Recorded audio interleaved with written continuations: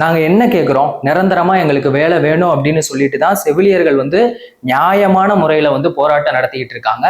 ஆனா அங்க காவல்துறை அராஜகம் பண்றாங்க, அவங்கள கைது பண்றாங்க. ஸ்டாலின் அவர்களுக்கு இதெல்லாம் தெரியுமா, இல்ல தெரிஞ்சும் எந்த ஒரு நடவடிக்கையும் எடுக்காம இருக்கிறது எதுக்காக? காவல்துறை ஏன் இந்த அளவுக்கு அராஜகம் பண்றாங்க? நீங்களே இந்த வீடியோவை பாருங்களேன். போராட்டத்துல எந்த பப்ளிக்கையும் டிஸ்டர்ப் பண்ணாம அமைதியா எங்களோட ஹாஸ்பிட்டல்ல உட்காந்து நாங்க போராட்டம் பண்ணிட்டு இருந்தோம். முதல் நாள் நாங்கெல்லாம் சிவானந்த சாலையில உண்ணாவிரதம் இருந்தப்ப எங்களை எல்லாரையும் இதே மாதிரி அராஜகமா அடிச்சு இழுத்து முடிய புடிச்சு இழுத்து எங்களை ஷூகாலால மிதிச்சு அரெஸ்ட் பண்ணி வண்டியை ஏத்தி ஃபுல்லா சிட்டி ஃபுல்லா 3 மணி நேரம் சுத்த விட்டு எல்லாரையும் கொண்டு கிளாம்பாக்கம் பஸ் ஸ்டாண்ட்ல இறக்கி விட்டாங்க. அப்பயும் நாங்க யாரும் எதிர்த்து ஒரு வார்த்தை யாரும் எதுவும் பேசல. நாங்க எங்களுடைய எதிர்ப்பை நாங்க தெரிவிக்கல. அமைதியா அதே கிளாம்பாக்கம் பஸ் ஸ்டாண்ட்ல உட்காந்து நாங்க எங்களுடைய போராட்டத்தை தொடர்ந்தோம்.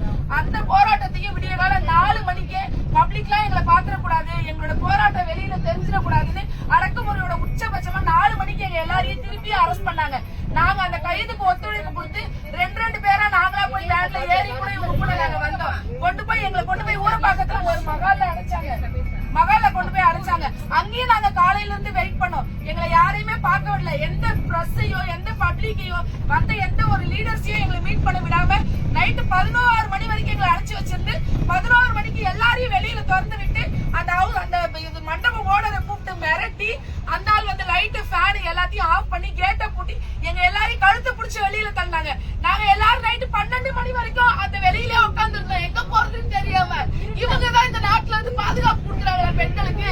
12 மணி நைட்டுக்கு எங்க போறதுன்னு தெரியாம 1500 பேரும் நடந்து 2 பேரா இங்க இருந்து 3 கிலோமீட்டர் இருக்கு கிளாம்பாக்கம் பஸ் ஸ்டாண்ட்.